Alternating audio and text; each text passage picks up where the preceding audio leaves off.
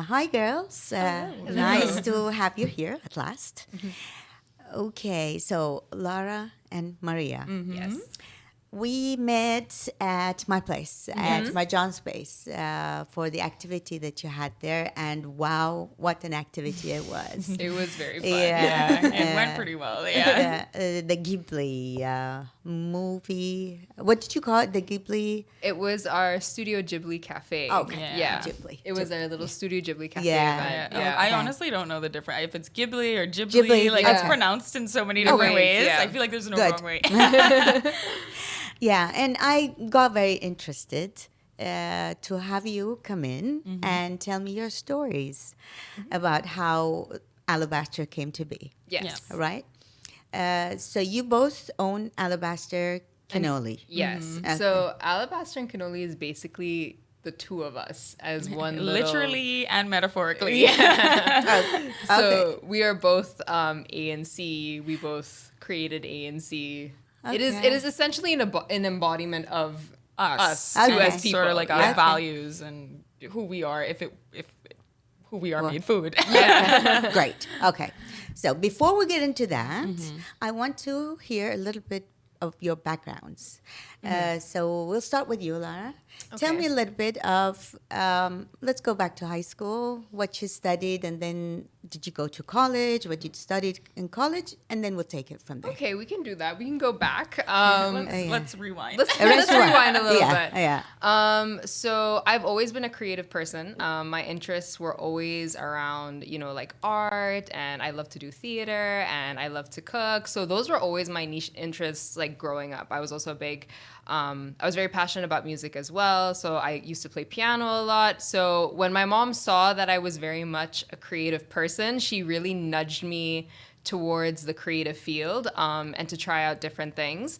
So after I graduated high school, I was really like on the fence about what I wanted to do because there were so many avenues for me to explore. But I ultimately decided food because there was just a lot of potential in the food industry. Okay. So I actually took a year off. I worked at the Ritz-Carlton in Bahrain for like a year. I did like an internship with them. Interesting. Yeah, so I just stepped my foot into the food industry a little bit just to see like, is this something I want to do, or is this something that, maybe it's just like, it's something I like to do for fun.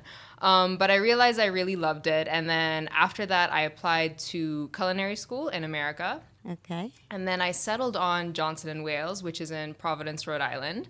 And from there, I went and studied food service management. So that was essentially what started the food careers once I left here and then I went to college. That's very interesting that that your mom did actually encourage you to go into that. Yes. Because usually us parents and the generation before us, it was like, no, you have to study this, you have to study that, you have to make money after you graduate. So that's very interesting. I love that. Yes. Yeah. My mom also is a bit of a creative. So my mom I definitely get a lot of influences from her because she also loves art. She also loves to do a lot of the stuff like write. So she really was a big influence for me in my own creative journey because I took a lot of inspiration from her. I was always feeding off of her own creative energy. So I think when she saw that in me, she was just like, "Wow, let it sprout, let it blossom into a flower." I love that. Yeah. I love it. Okay, Maria, we'll come My to turn. you. Yeah. Okay. Now tell us. I heard you're from the Bahamas. I am from the Bahamas. Oh my Yes. God! Okay, tell us about. We'll all just go to the Bahamas. Yeah, let's go to the Bahamas. So the Bahamas, it's like, I think after meeting Laura, I learned that island culture is international. I feel like islanders, at the end of the day, all think very similarly. True. Because when I met Laura and moving to Bahrain, I realized that there are a lot of similarities between like my culture and her culture, just like very close-knit communities and things like that. And I'm just like, it must be because we're islanders. that can be the only explanation. Lovely. So I think we had very similar paths in that sense. Because I also went to high school, most people do. Cool, yes. Most people go to high school. But that was in Bahamas, and In when the you were Bahamas, home. yes. at So the Bahamas. I went to school there. Everyone thought I was going to be a doctor. And How come? I loved sciences. Okay. I was always really into sciences. I was part of the physics club. I was a huge nerd. Okay, then. So when it was funny because after school I would always watch like the Food Network and I would always be into food, and I didn't realize that food was a career. And I kind of like on the side liked art. I was always into art, but I also didn't think that could be a career because that's just always what I was told. And I remember watching the Food Network and seeing people make these sculptures out of cake and out of food and stuff like that. And I was like, oh my gosh, food can be art. That's crazy. Absolutely. So obviously in our time, I think there was a boom in like food and television and having access to seeing the opportunities in food. So in high school, I was very like enamored by this world of art and food that can come together. And I was just like mind blown that this was a possibility. So when I graduated high school and said I wanted to be a chef, everyone was like, what? Yeah, exactly. Weren't you going to be a doctor? What's going on? Like, did I ever say that? I never explicitly say I was going to be a doctor. I just like science. So what did your parents say? So my mom is very much the type to be like, you know, you've got this life to live and you need to do what makes you happy. And she was just like, if that makes you happy, then my mom has this philosophy where it's like, if you do something that you're happy with, you're always going to be good at it. Like you will find success if you enjoy what you're doing. I love that philosophy. Yeah, because like to her, she was like, if you're doing something that you don't enjoy, you're going to dread it your entire life. Yeah. And you're not going to give it 150%. But if you enjoy it, you're going to give it 150%. And at some point, you will find success. That's always how she felt. And so my dad kind of was just like, okay, yeah. whatever's Oh, clever. Okay. But to him, it sort of more had to be like I had to prove that this was something I did want to do because it was so out of left field to them. Yeah. Because they were like, you're going to be a Like doctor. you're serious Yeah. about it. Okay. So I took 2 years off from school. And so my first year I worked at Atlantis, the hotel. And I was the youngest person to ever work in the company. And I worked in a restaurant. I was a baker there. And that's when I really found my love for less the food, but more the way the industry works and how the community of people works in a kitchen, because it's like we're all like limbs on a body, essentially. True. Prior to that, I actually did an internship with a locally owned business. He was precious. We loved him. That chef, he was the one I think who sparked, his name was Chef Ronnie. He really sparked, like, he was the one who was like, yeah, I really want to do this. He was an older man who would come in at 4 o'clock in the morning every morning. He knew every single client that came into his bakery. He knew everyone. He was the chef, but he knew everyone that came in. He knew everything he made. He was like absolutely enamored with his food. And he was the one who kind of like set that foundation. So then I worked at Atlantis for a year. And then in my second year, I worked for a locally owned business because I wanted to see the different areas of food. Yeah. So I worked on a large scale and I wanted to work on small scale as well. And at that point, I think it was very solidified that food was what I wanted to do. So then I looked for colleges and I found Johnson & Wales in Rhode Island, and I wanted to get into pastry, and the Rhode Island Johnson & Wales is the best pastry program. Yep. So, is it? Oh, yeah. I've never been in that field, so I don't know. This is the first time I actually hear the name. So I guess when you search, that comes up. Yeah. So I think similarly, I mean, both of us had that same experience of when we actually looked for schooling, like in universities. We had certain conditions. One of them being like it needed to be a full, like, you know, a full degree, full bachelor's program. Mm-hmm. So we found one that gave us the most, like a degree that we could gain the most out of. And Johnson & Wales had like a great program for culinary and pastry. Right. And like both of our parents were basically like, because in a lot of food schools, you get a certificate. Mm-hmm. That's the most common practice. So finding a school that gives a degree is very more rare. So Johnson & Wales and I think CIA were the options that came up for me. I understand. So this one gives you a degree. Yeah. So it's like the first 2 years we spend learning like the technical side of it,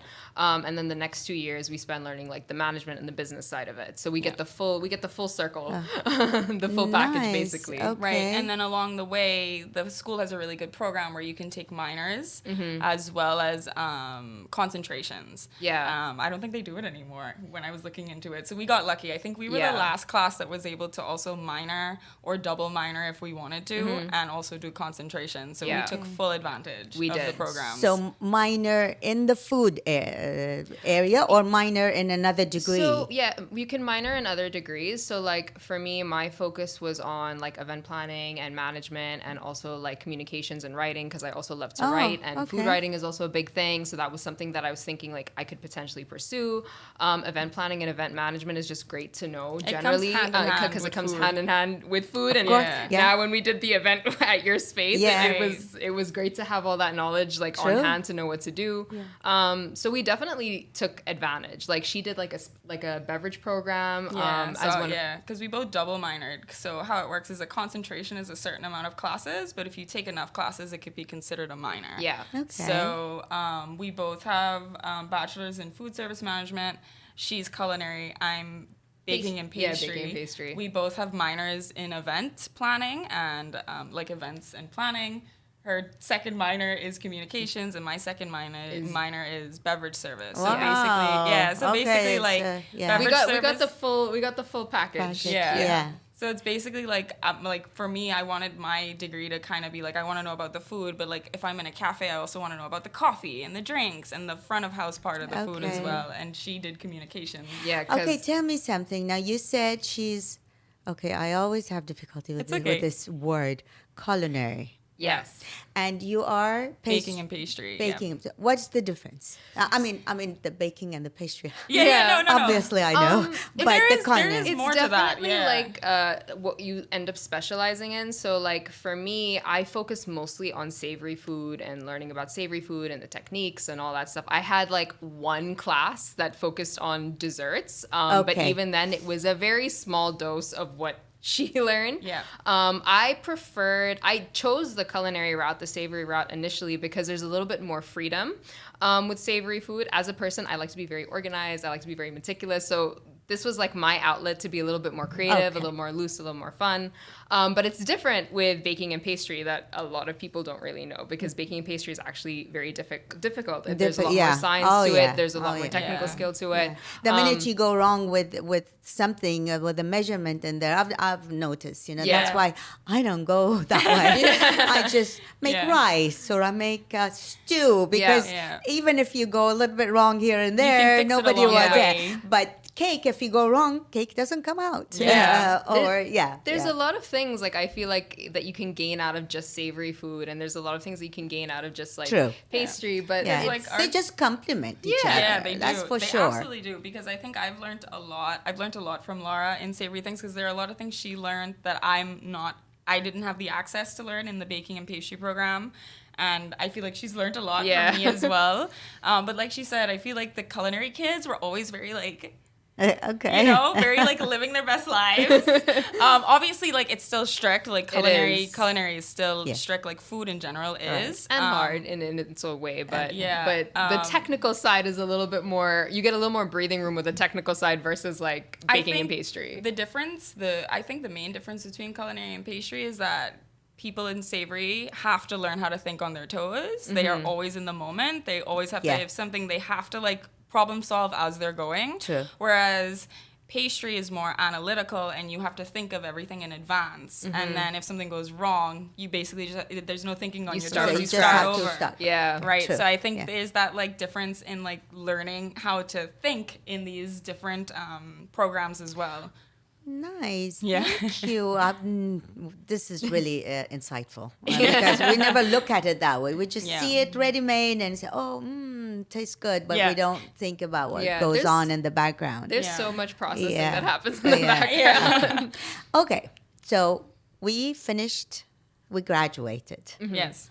What happened next? Well, we became roommates. Okay. Well, not on our own choice. So, and when we were actually in university, we had to have a roommate the freshman year. That's just usually how it works. In the dorms. Yeah. And our university just automatically kind of roomed us together. Oh, which we always say is like that was the universe. It was that was meant meant to be. I believe in that. Yeah. So basically, when we became roommates, we obviously realized, like, coming from these backgrounds, which we thought we would have no connections with each other, me growing up in Bahrain, her growing up in the Bahamas, we're like, there's no way we can find common ground. Yeah. But we did. And then we became, like, really good friends. And one day we actually, because we used to, like, explore the food scene together a lot. So we'd go to different bakeries. That was, like, our pastime. Kids went on, like, spring break, and we were like, we're going food crawling. So we're like, we need to go to the cafes. We need to go here. We need to go here. There's this restaurant I always wanted to try. So we went one day and actually I think we were having brunch. And over brunch, we were in Sarabeth, and we were sitting down and we were talking, and we were like, what if we did this? Like, what would you do if we had a place? Like, what would you, like, how so would what is the place? What was or what is still that place? Yeah, well, like, at the time, it was an idea. And from that brunch, we basically said, well, if we had a place, we could call it Alabaster Cannoli, and then this is what we could do. And that was basically when it started. It started when we were just sophomores in university, just thinking of these ideas. And from there, it just got more serious. But what was it? You went for brunch. Mm-hmm. What was it that triggered? It was the bread basket. It was the bread basket and the jams. It was the bread basket and the jams, because we were sitting and eating. They were like, this is delicious. This is like so good, but it's like, tasting, I think, like, I learned to appreciate food so much, because the difference between something that is pre-made and something that is made from scratch, you will always be able to taste. Be able to tell. And you will always be able to taste how much care people put into food. Mm-hmm. You can taste the hands that make food. Yes. I believe in that totally. So that was kind of like the moment for us where I was like, I want people to taste, like, I want them to taste love. You know? Okay. So, and I think it's like, coming from our cultures, we were like, I want people to have this experience. Like, I want to give this to people. We want to bring this back home to where we grew up, so people can, like, experience this themselves, and they can have that moment where they're like, wow, this is so good, or like, this is like made from scratch, or this is something really different. And they can make memories as well. Like, we have memories with food. It's very important. True. I mean, I go to restaurants here where I have memories in them, and they've lasted so many years that with lots of memories. And it does that to you. It does. Food and restaurants. Okay, so we graduated, and you were roommates at college. Mm-hmm. What happened? So then, basically, after we had that conversation where we wanted to start Alabaster and Cannoli, just got more serious. Like, every time we would bring it up, it stopped being an idea, and it was like, okay, but how do we make... It stopped being an if, and it started becoming a when. Yeah, basically. It was like, how do we make this work? Yeah. After we graduated university, we already had plans for, like, we were already talking about Maria coming here and us starting up ANC, which she eventually did. And we just... We started ANC from scratch with just our ideas. We just hope for the best. And we were like, let's see what we can do with this. Okay. Yeah. Tell me something. Now, you did not go home. You came all the way here, and it's like the other half side of the world. Yep. How did you feel? I mean, I know that you were with Lara, and you lived so many years as roommates, so you know her very well, but you don't know the country very well. And you're coming to a totally new culture. And how did it feel? I pride myself on being a person that never says no to opportunity. Yeah, okay. Whenever I tell people sort of about my life, they're like, you've done all these things. Like, how did you get to do that? And I'm like, because I've always said yes. And I think my yes has always been more powerful than my fear. So whenever given an opportunity, I've kind of been like, yes. We'll figure it out as we go. And so coming to Bahrain, I feel like I wasn't at a complete, I wasn't completely outside of knowing the culture, because I had spent like 4 years with Lara beforehand, and I'd heard stories about her home, and I'd know about the culture from like her perspective and things like that. So coming, I feel like I was also a little bit like, prepared. You knew kind of what you were coming to. Right. Okay. There wasn't like that hard culture shock. Right. Yeah. And I mean, I'd already experienced culture shock from living in the States for 4 years as well. Too. Oh, that was a culture shock, really? Yes. So, yes. Yes. Okay. People just different cultures all have different ways of like navigating. Like social scenarios and stuff like that. So I think coming here, I was really happy to be embraced, I would say, by her family and her friends who were like also like excited to meet me and like be like, come and be a part of this. Okay. So it's not like I kind of came here on my own and didn't know anyone. I sort of had like a safety net to come into to sort of like dip my toe in and not like go full headfirst into the pool, essentially. Can I ask something? Yeah. How did your parents feel? I've always taken opportunity. This is very like, oh, it's just Maria doing what Maria does. Yes. Okay. So they weren't like, no, you're coming home. No, because this has just always been my personality type. Okay. I did a month-long hike in Dominica when I was like 17, and they were just like, well, this is our child. This is what she does. They weren't very surprised by it. Like, I've always had this like personality type that they were just like, and they also trusted Lara and her family. Like, my mom met her mom. Yeah. They got along. The parents had to know each other too as well. Right. Okay. So where did they meet? In the States? Yeah. In college. Yeah. They were the ones that basically, like, because when we all had our meet and greet that first year, orientation, the first week at school, obviously, you know, she and I didn't know each other, so we were very apprehensive about one another. We were still nervous. We were like, I don't know who this person is, if they're good or bad. I won't like her. And we always share this story because at one of the orientation like meetings, our moms kind of sat away from us. They were like, "You two sit together. Like, you just they left us. We'll have mom time. We'll have mom time, and you guys deal with each other." And we were like, "Okay." So we were just awkwardly like trying to make small talk. We still didn't know how to communicate with each other. We didn't know how to talk to each other, but our moms had a whole conversation. Oh yeah, that's different. Yeah. And I think from that conversation, they basically gave us the reassurance. Like, they're like, "No, you're gonna be fine. Like, she's a good person." And we're like, "Oh, okay." We're gonna get along. They had they had the little like mom, like, I don't know, mom moment. Communication, mom moment of like reassurance, like, this is gonna be fine. I know. So my parents had that comfort of knowing her parents too, so it wasn't like they were completely blindsided either. Sure. Yeah. And it was also something that we had been talking about for a while, so it wasn't like I kind of came out of nowhere and was like, "Hey, I'm moving to Bahrain." They were just like, they were getting information as it was like as we were percolating on because like from when we started talking about Alabaster and Cannoli, like from like second year of university, early on, we were saying like, this is what we wanted to do. Eventually it just got more and more serious. It's like, no, this is what's happening. Like, this is what's going to go on after. Like, we have a plan, and this is the plan, and this is where the plan is going to be, and what we're going to do, and this is all that fun stuff. Great. So tell me, so you came back and you worked on the project, Alabaster Cannoli.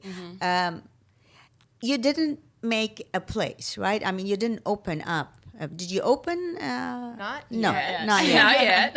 How long has this been going on? So when we first started, because we also weren't sure how well we would do. Right. We were still... Sure. Our ideas, I feel like, were very different when we first started. Yeah. Well, we were like, we don't know if this is going to work. We don't know like if people will like us. The first year was probably the most interesting because we tried out so many different things. We tried to see what would work. We tried to make an identity. Yeah, I think for ANC. We were just, and this was what, from home? Yeah. It was basically us just figuring ourselves out in the start. Right. We were just like, how do we make this work? We basically kept doing things until something stuck. Yeah. That's just what we like. Every time something didn't work, we were like, okay, next thing. Okay, next thing. Okay. We just kept trying. And then we basically have our own little like working space now, and that's where all our ideas and all our creations just kind of come out from. And from there we basically built our menu, and this is, I think, one of the places where we found our identity was through our cake menu. So we do a lot of custom cakes. And our cakes are specialized cakes, and a lot of people don't realize this when they talk to us, but every cake that we have given out for the last like 3 years has always been different. I don't think we've had two identical cakes. I don't think we've ever had two identical cakes, unless it's been like a signature flavor and a signature design, which is so rare. rare. Most people want something that's very specialized. Okay. And that's become our image. That's become who ANC is. Is the like specialized. And each cake is basically done per. It's almost like a mini consultation. Like every person who orders a cake from us will say, I want my cake to look like this. I want this to be the flavor. I also have these dietary restrictions. So can you make it work? Can it be dairy free? Can it be gluten free? And it's just like, we see it and we're like, can we do this? Okay, we can do it. So we make it. Okay. And you're on Instagram. Yes. That's where you people find you. Yeah, everything is online right now. So Instagram. But how did you market yourself at the beginning? I mean, you had to. So we learned a lot about how pivotal social media is in today's generation. So Lara and I, thankfully with our degrees, we had to take marketing in college as well. So we had a little bit of background knowledge on the importance of marketing in a business. But from there, we kind of like self-taught ourselves. So we kind of went down a rabbit hole of information of learning like how Instagram works, how at the time it was only Instagram. How Instagram works and like what people are looking for. What are we talking about? How many years ago? This was, I would say, 4 years ago. 4 years. When we first started. When we first started was like our first year as ANC was a lot of us learning. Yes. So learning the marketing, learning the management, learning like the food side, the technical side we had down because we have experience in the food industry. We both worked. We both knew what to do in a kitchen, but it was everything else. It was the building the brand side that we were learning a lot on our own. Okay. And especially with like the marketing, like she was saying, like we didn't know how to just market on Instagram, without it, like True. Yeah. Right. So we had to learn like, building our feed, finding our aesthetic, quote unquote, like finding the colors that worked for us. Learning our audience. Like it was so much thought that we had to think of when creating the brand image. Right. And it was a lot of trial and error too, because if you look at ANC 4 years ago, what our like image looks like, it's very different from what ANC looks like now. Even like figuring out our logo, like our logo itself had a lot of thought put into it and why everything looks the way it looks and the different elements in it. A lot of things have changed over time because as we've gained an audience, we've been able to engage with them, which we learned was really important. Engagement with your audience is super important for like growth and things like that with your brand, but it's also good to just like make relationships with people, especially in food, because like we're talking about, we're in the business of making memories, right? Yeah. Like we want you to have memories and to feel like appreciated when you eat food. So in order to portray that in food, we want to engage with our audience, but by doing that, we get a lot of information in return from them. And we get to know more of what they like, what they don't like, what they want to see from us, more of like what we make. And I feel like ANC, through engagement and like being able to figure out our marketing for ourselves, we've been able to kind of really pinpoint what ANC is. Yeah. So you actually started with branding yourself rather than opening the business first. Yeah. Right. Yeah. Because we needed to know that it would work. It would work because also, I mean, realistically speaking, she did move like halfway across the world. Yeah. So we were also on a bit of a time crunch where we were like, if this wasn't going to work in a certain number of time, then we just needed to know like what the backup was going to be. Right. But thankfully it did. Thankfully it worked out. Yes. Like all that hard work. So tell me that now. Did you get support? Of course, I mean, you need support at the beginning. Yeah, of course. But was it family support? Was it from the government entities? Anything? We definitely, I think our biggest support system, and I will never take that away, is both our families. Our families were very supportive of us. Like my parents were super supportive of us. Like we had a good, like our family's giving us that ground of like, you got this. Like if you're hitting a few walls right now because you're kind of like fumbling around, but we're here.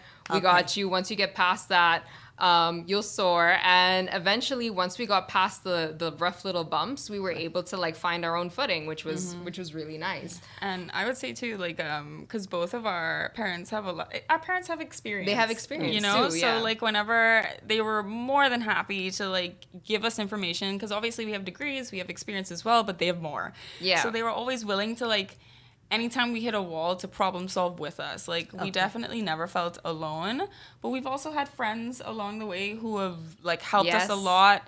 And I will forever be like, thank you, because when we were in some tough spots, our friends were there to be like, we'll help you out, whatever you need. Okay. So we had a very good community. We did. One of our best-selling items, actually, on our menu is there because of a friend of mine who just wanted it.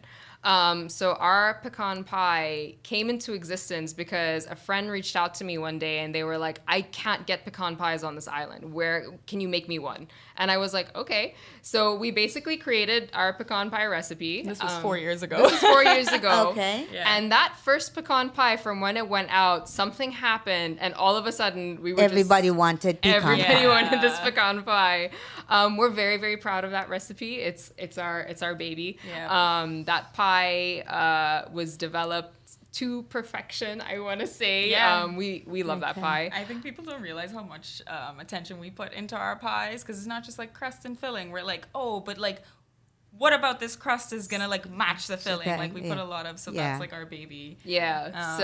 But that was also one of the first things that got our name out there as well. And one of the first food items that we made that like people were starting to pay attention to what we were doing. Okay. Our pecan pie started moving, and when that started moving, actually our cakes started to move a lot faster. And because then people wanted to start trying other things on our menu. And then from there, we basically started developing our menu to different things and doing different things. Do you have anything else other than pastries and cakes? As of now, we only work with sweet items. Sweet. We're hoping in the future to do more savory things. Right. We definitely want to. There's a lot of things that we're now planning for and moving towards at the moment.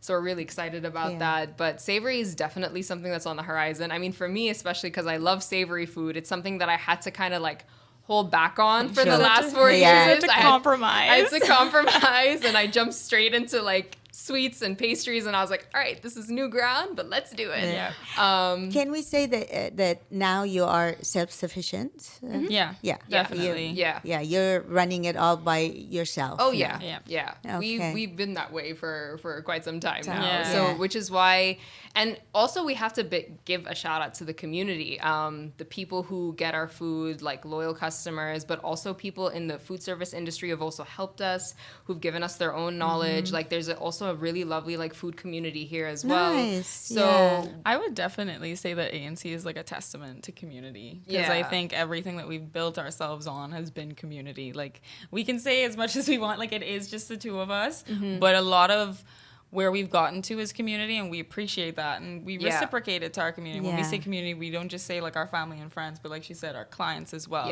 Because do you sell to other restaurants and coffee shops or no? So we do supply to a few coffee shops. A lot of them have like for example, like Karma in District 1, they carry our pecan pie.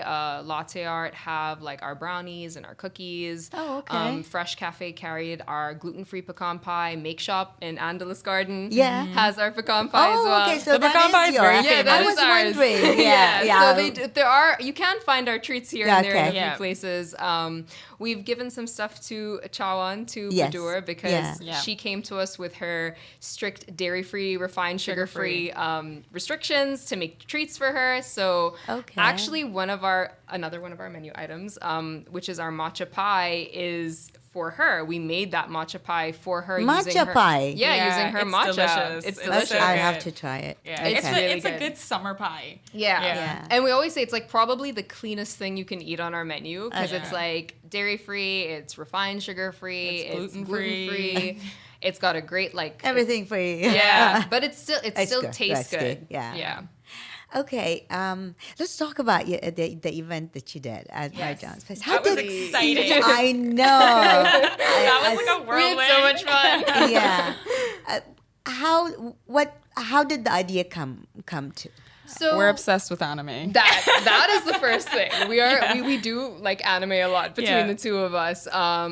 Maria is the one who actually got me into it. So when we met in university, I didn't know. Well, I used to watch anime as a kid, and then I stopped for a long period of time. And she was like, "Wait, you stopped?" I was no, like, "It's so good." So then I got back into watching anime again. But we're both fans of it, and we actually wanted to do these events pre-COVID, and then COVID happened. So that put a big halt to our plans. But once everything started to kind of settle down, we were like, "Let's get back into this." And the Ghibli Cafe was something we were talking about on and off for a while. We're like, what if? Mm-hmm. And we were talking to Badora because she loves Ghibli. Yeah. She plays like Ghibli inside of her tea shop. And we were always talking with Badora about doing something together. We were like, we need to do something. We need to do something. She came to me a couple of times and she was talking about movie nights. Yes. Yeah. And that's why I was like, it's like such an on and off conversation that kept happening. And then, right place, right time, like everything sort of worked out for all three of us. And we started the Ghibli event, and we sat down, like the three of us literally sat down for like a couple of weeks, and we're like, this is what we're going to sell. This is like what we're going to... To be honest with you, I was really amazed by how organized it was. Yes, thank you. It was. We take pride in that. No, it's like you had studied the in and out of it really nicely before, and then when it happened, you were all ready for it. Basically, because essentially even before, we were thinking of everything, like weeks before. We're like, okay, but what if this happens? But what if this happens? Contingency plan. What is this contingency plan? What do we do with this? What do we do with that? So we were thinking of every possible scenario that could possibly happen prior to the event. Nice. Just so when those 3 days came, we knew that it would go... we were hoping that it would go pretty smooth, which for the most part it did. Yes, it's okay. It's okay. Yeah. So the event went really well because the three of us were just very much like aware of were like working together as if you had been working together for that occasion for a year. Yeah. It also comes with experience. But were you expecting it to be successful like yes this? And no. Yes and no. Like we were expecting to do well, but not as well as it was, and that's like a blessing, which is great. We definitely, because we're into social media in other ways, and we know that there's a community of people here who like anime and love stuff like that. So we were like, we know that these people are out there. We know they're gonna enjoy it. We know people will come. We wanted to create a space for them. We just didn't realize it was gonna be like double the amount that we thought was gonna come, which is great. Yeah, lovely. Do you have any other projects in mind? Are you thinking of something? We have a few ideas. Okay. Our brains are always going. Yeah, our brains are constantly running because this was something that we said we wanted to do pre-COVID. But now that things are sort of normalizing, we definitely want to get back into doing like our little like pop-ups that we were planning prior to all of this beforehand. So we do have a few other ideas and themes in mind. So Maria did mention that we do like some social media stuff on the side, like personally as people, not as ANC, like separate people. Right. We have our identities. We do sort of like content creating on the side for different things. Mm-hmm. She has a very successful TikTok account. I would say successful. It's pretty successful. Really? I didn't know that. It's a growing TikTok slowly account. Getting there. Where she sort of focuses mostly talking about like manga and anime, but also, we delve into like beauty things. We like work with some beauty brands, doing different things here and there. It's like side projects because millennials, we never know how to we don't know how to stop. We're always like doing things on the side at the same time. So, and like I talk about books a lot on TikTok. So we want to like embrace those personal interests that we have into ANC. So like earlier when I said that ANC is an embodiment of who we are, it's also like us showing these little niche interests that we have and sharing it with everyone else. True. So the people who also enjoy it can participate in it themselves. Right. Yeah, and that's bringing it back to community, right? Because like I want to give my community that I have on my social media platform like the ability to enjoy these things with me.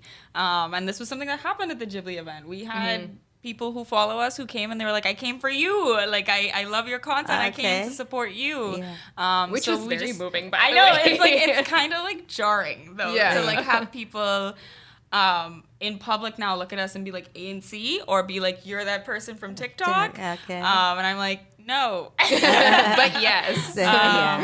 So it's really nice to be able to reciprocate, though, to these people who want to like support you on like your journey and all these different things. So community is important. Yeah. Lovely.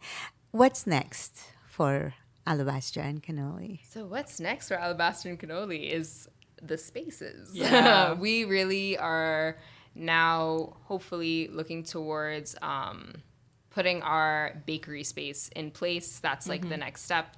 That's the next step we're hoping to take. So that is the next plan for us, is to have the Alabaster. Just have a brick and mortar. Yeah. To be able to have a place to call home. And so that we're not just online and that we can be more accessible to everyone.